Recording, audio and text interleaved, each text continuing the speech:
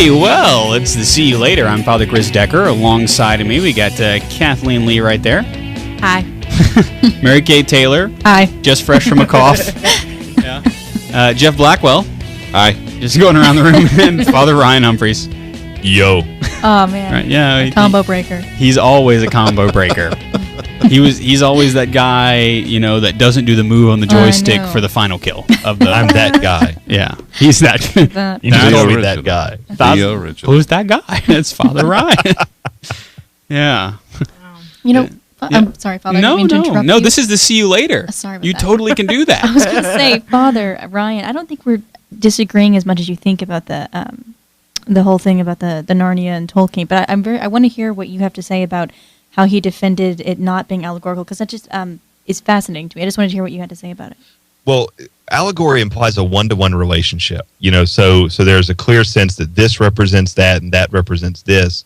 And while there are certainly some things within Lord of the Rings that do have a very, very clear connection, Tolkien wrote several essays and gave a lot of interviews and said it is not allegory, because what this is it's an entire mythology.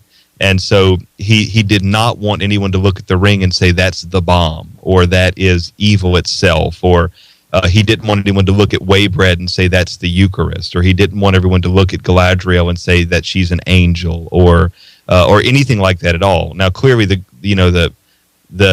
Grey Havens kind of thing is an allegory for death in heaven, but the entire book itself is not an allegory. And yes, I think it's compelling. Well, I guess what I'm saying is that it does not. I understand that he wouldn't want all of the different people to go crazy with the allegory, but by its very nature, is not myth a sacred truth in and of itself, and so the people within myth are symbols of something. Undoubtedly, you could describe them as allegorical in that they do point to things beyond themselves, and analogical as well. But I think that his concern with Narnia has to be that it's not that there's not a one-to-one, it's that it doesn't have any real basis and grounding at all. It's a children's story, and so it doesn't have to. You don't have to explain why there's a talking beaver and a satyr in the same story. But doesn't, by the very nature of children's stories, have within it great truth? Did not Christ... well, not all, but didn't... Right. Not all of them, but I guess what I'm saying is that, to me, I was just surprised that he would have that much criticism of it, which I actually already knew that, but I'd always have questioned it, so I just was interested in hearing what you had to say about it, because it was questioned why Tolkien was so critical of Narnia. Well, it could have been the fact that Tolkien was just really critical. Yeah, I think he was of everything. He always didn't like The Hobbit. He never liked the story of The Hobbit because it was focused on children. He hated focusing a story for children. Blah, blah, blah. Well, God likes children. Yeah. Fatima. Well, I don't like Narnia for exactly that reason. It's the story itself is fine and compelling, but I just don't care for children's stories. Wow. And I never have. Well, then. Even when I was a kid, we'd read the Bernstein Bears, and I would kind of be upset about the simplistic structure of the whole thing.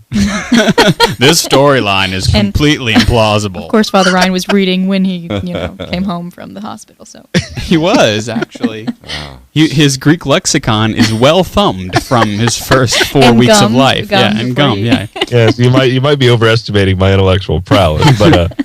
No, I've seen you tease on the Book of Revelation. I was always very serious. My mom was very, very sick most of the time when I was a younger man, so I was very, very serious, and I never could abide, with things that seemed too puerile. Like Woody Allen movies. That French artistic renaissance was just not up to my standard. That's right. That's great. Yeah. What can I say? I enjoyed the Berenstain Bears books because I thought there was great symbolism. Well, besides all the beautiful, I always love the art in the Berenstain Bears book. Mm-hmm. Yeah, I really love the art. Of course, I learned all the the morals of the story and everything, but the art was really cool. That's what I remember. I always like in those books in the art, just the random things that were. If they were talking about picking up their toys, the random toys that would just be, there. Mm-hmm. Or I always picked up on the subtle things. Yeah. Well, one of my favorite, I can't believe we're going here. One of my favorite comic book series, actually the first one that I ever got involved with, it was not X-Men or Superman or anything. It was Uncle Scrooge. because I was a big DuckTales fan in my day. And Uncle Scrooge, of course, was the character invented by Carl Barks in, I believe, 1946. And originally, Uncle Scrooge was a bad guy. And Don Rosa, who is my favorite comic book author of all time, wrote The Life and Times of Scrooge McDuck. I think it was like I don't know if it was a 12 or a 24-parter. It was this huge lexicon. I used lexicon earlier. It was this huge compendium of Scrooge McDuck's life. And it's beautifully drawn. But the thing that Don Rosa does, and he says that he has the ability to do this because he doesn't really know how to draw well, but he would make his panels all so busy, and so there would be like 3 or 4 stories happening in the background while the dialogue was happening in the foreground. And I love that level of detail, and so maybe that's what I liked about the Berenstain Bears books. Yeah. You know, because even to some degree, Dr. Seuss's books that were illustrated had some of that kind of stuff going on, even though it was the art was simplistic. It still had a very whimsical way about it. Most definitely. I always found it disturbing with whenever you would have like an animal cartoon world, but they had pets that were animals. Does anyone ever find that disturbing? I never understood that. It's creepy. I won't watch Cars or Planes for that reason. I don't think that's normal. For cars to be riding a bus. That's not normal. That's bizarre. No. If I were a plane, I wouldn't get takeout. No.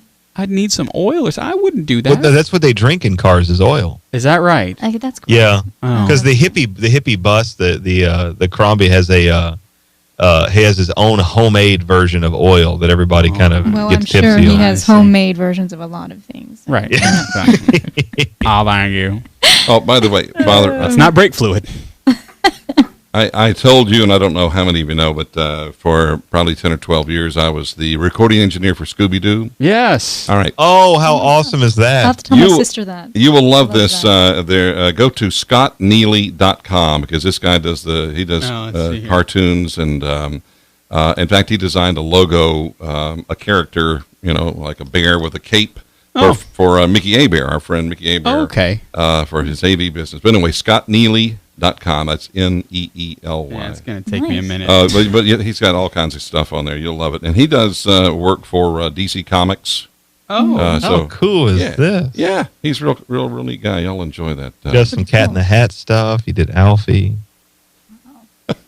Very cool. Scott's a good guy, too. I was obsessed with Scooby-Doo as a young man. I don't know why, but it was absolutely my favorite. It was the absurdity of the way they would run, where their legs would turn into those weird wheel things. Me and my sister were as well. We just adored it. Well, I got to tell you, the talent director, I got to know her pretty well. She's a lovely Christian woman, and she had lost a child to leukemia, and she's she's really just grounded in faith, and we got to be pretty close friends. Colette Sunderman, she's adorable. I love her. So anyway, it's interesting because she worked for Hanna-Barbera for a lot of years before they were bought up by Warner Brothers. And it's like Scooby, they'd have a line for Scooby to say, and they go, oh, no, Scooby would never say it that way. he wouldn't say that. And in fact, she was talking about, was it Joe Barbera that would said, it's a dog. He doesn't talk. He's not supposed to talk. But now they, have been saying all kinds of stuff. But as far as the emotions, the characters, and stuff like that, her ability to be able to tell, tell like an actor to say, "Oh, you can't say it that way. You need to say it this way." Yeah, absolutely. Rudy. Yeah, there you go. Or, I don't know. Anyway, I just threw that out for what it was. That's great. I loved Scooby-Doo growing up. I loved it. I was a big fan. Oh no! That's the Scott Innes collection. Yeah, Scott was the voice actor I worked with, and he does a ton of voices. Popeye, he even does Olive Oyl. Hey! That would be Shaggy going. Shaggy. Hey, Yeah, that would be Shaggy. I think he does Shaggy better than Scooby. The original. Guy. Casey Kasem. That's actually Kathleen's laugh that they use for Shaggy. Yeah. Oh my. It's a feature. It's true. Well, it's either actually. I think this might be Kathleen because this is. Careful now. Hold on. Let's see. Keep it holy now. Oh, we will. It must Just have a line to from load. Scrubs I liked. It must have to load because we're on an internet situation here. In the, Yeah, it's been Cyloning a lot while we talk. Oh, has it really? Man, you kept up with the conversation really well. You did. I try to be amazing when I can. Well, that's Father Ryan's way. Perpetually amazing. When he's not gumming his Greek lexicon. I don't generally chew on old paper. I find it's. I don't like the texture. Well, you have a refined taste now. That was when you were younger. I guess so. Now you've moved on. Now he's moved on to I parchments. try to be at least a little pretentious every day, but not that much. Hey, speaking of taste, can I throw this out? I had this for a couple of 3 weeks, and there we go. That's Kathleen, I think. I don't even know what to go with that. Yeah, Tilt back a beer. that's right. I thought that was the music Kathleen played during tests. Yeah. That would be awesome. We can provide that. They'd be for like, you. wait, what? I'm like, yeah. Mm-hmm. Yes, this is happening. Now test. Anyway,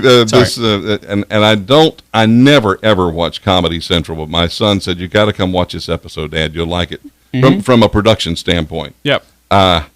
And Drunk History. I don't know if you can find episodes, and they have some that are uncensored, but they bleep them out for the the cable TV For the children. But it is just so well done. Get people to tell the story about something in history, Uh-huh. and they They ply flew back them. a couple. They ply them with alcohol. No. These people are falling, but yet they'll cut to these A-list actors mouthing the words of these drunk people telling the story, and it's just hilarious. Well, now, Father Ryan and Father Decker, did y'all watch Space Ghost, Coast to Coast? Oh, yeah. Oh, very That's much. a brilliant yeah. show. Brilliant show. How about you, Jeff? Did you love that show? Did you Yes, watch it? yeah, it's been a while, but yes. Oh, yeah. I love that show. It's Yeah. hilarious. They're out there. They're still Father out Chris and I still use a lot of those references day to day. With blue hair This is the and note eyes called of Male hard C. plastic. This is how it's. In fact, didn't we do that here? Good work. That's right. Hey, Father, Father Ryan, flush the lake. we don't have a lake. Good work. Yeah, you see? I love it. We've been working together. No, we've been working together so long. We finish each other's sentences. Yeah, exactly. You see? Yeah. Uh-huh. Yeah, a lot of our references come back down to that. You know the rules. No fanny pack. That's right. And basically, Father Ryan's just going to regenerate and go downstairs. I regenerated and went downstairs. I own 2 fanny packs, so. Do you wear them like, gaucho style, Mexicanista? I've never worn them both at one time. I have a black one, you know, Did you For have accessorizing. for when I get fancy. Every lady has a black fanny pack. And then I have a pink and yellow neon one. Did you And have I'm not any- ashamed. Did you Not have ashamed. any hipsters approach you and offer to buy it from you? No, actually, no. Mm-mm. Because they've been doing that at my school. and Oh. it's Oh, really they've been rad. fanny Mhm. packing now? Apparently, it's That's very the rad. thing. We, Yeah. and when I was in elementary school, that used to be like the thing, fanny packs. And I used to okay, well, what am I going to put in my fanny pack? I used to carry around all kinds of just ridiculous things. Sorry. No. Kathleen Lee, you got a fanny pack. Come on down. You won a new fanny pack. And we called them butt bags when they first. I'm going to bid $1, Bob. $1. He always $1. bids $1. I hate the guy who always bids $1. I hate the person who's like, okay, I bid $5.50 and then you bid $5.51. I'm like, $12.85. you jerk. I hate you and Yeah. everything you stand for. And it's always the college kid that does that. Yeah. Because they can't count. So that's And they don't know what it is to shop for. They don't know what anything's That's worth. right. I don't know what it is on Amazon, so I don't. Yeah. Swipe. Yeah. Yeah. Well, I mean, you're talking about one stick of deodorant. I mean, nobody knows how much that costs anymore. No kidding. Per Oh, stick. $1, $7. I don't Boy, know. those things have gone up too. It's huh? like $4, like 3 something or other. $1. I know. have no idea. I know, because I do love my deodorant. Yes, And we thank you for that. it's a necessity. Otherwise, there'd be a core breach. I don't even. We wouldn't want that. There would be a coolant leak, everybody. We got a coolant leak. That's right. Let's get everybody out of here. Is it the Star Trek hour yet? I just want to No, Not we yet. just I'm- forayed into it. I'm leaving Alright. if No, that. I don't like Star Trek that much anymore. Father Chris is the only Star Trek fan in the show. Oh. Luckily, Father Ryan he controls the sound effects. I do. So, So weird. or perhaps you would prefer. I That's like, the. I like yeah. the Star Trek effects. I don't. Yeah, know. that's the. Can I come in? Enter. No, that's actually another alert from engineering. Oh, is it okay? Sorry. I don't watch that much Star Trek. I just really don't. Well, Jeff is in engineering, so. Jeff is in engineering right Yes, I now. am. That's true. That's right. That's right. You could really mess with Dave and just put up like a big giant like column behind him, with the moving blue stuff. I'd love a set. I would love for Jeff to have a set back there. Right now, all he's got is It's the all phone. kind of blinking lights and stuff. They don't do anything, but they look good. Yeah. Do you know exactly. in Star? Oh, here we go. Do you know in Star Trek? begun. There You were, started it, Mary Kait. She did. I did on purpose. There were conduits running through the hallways, and there was a little code on there. In addition to numbers. Okay. Sometimes the numbers would be the shot that they would be in the show or the movie. Oh, wow. But they also say GNDN. You think, I wonder what GNDN. it means. Goes nowhere, does nothing. Oh, man. That's Somewhat- totally useless. Somewhat How many like levels in the Star saucer Trek section Atlas. of the Enterprise D? Of Enterprise D? Oh, golly, it's been so long since I've studied that technical manual. I think. Well, I know there are at least 36 decks on the Enterprise.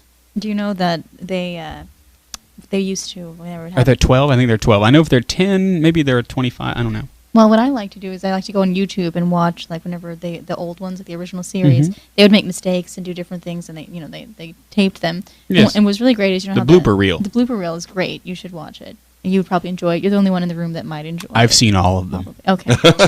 My favorite is when they run into like the door doors. that's supposed to open. Because the doors are actually operated by people. Right. Yes. Yeah. Yes. By Klingons. Soylent Green made of people, doors operated by people. Gorn's also green. I'm just saying. I don't know. The Ustream bot left the show. Yeah, Ustreambot is done. Yeah. I've got no time for Maybe we should be done as well. Let's stick a fork in this episode here. We thank you as always for joining us for the See You Later. It is the Kathleenier, softer, cream cheesier version of our radio show. Yeah, I would agree. Yeah, exactly. It's like the cream cheese that you pour the chutney on top of. Okay. Yum. Yeah, you've never had that I sort don't. of situation? I've never had chutney. What? You don't know what you're missing. Get this woman some chutney. Stat. I'm Father Chris Decker. I usually introduce myself last, but Jeff Blackwell is over there. Been a pleasure, Father. Yes, indeed. I like your salute. Oh, well, That's that's one of them almost- Howie, man, I It's don't a pretty know. cool salute. I don't know. That's almost the High Commander salute. Oh, okay. From Third Rock from the Sun. Purely by accident. But Yeah. Anyway. Nicely done. That might be the lieutenant's one. Anyway, we get Mary Kait Taylor over there. Yes. Live long and prosper, Father. That's right. Yes. Peace and long life, I believe, is the rejoinder to that. Kathleen. I don't. Good die. Father Ryan Humphreys. Make it so. And again, I'm Father Chris Decker. You've joined us for this cavalcade of fools, and we call ourselves the Catholic Underground. And we're here every week. So we'll see you next time.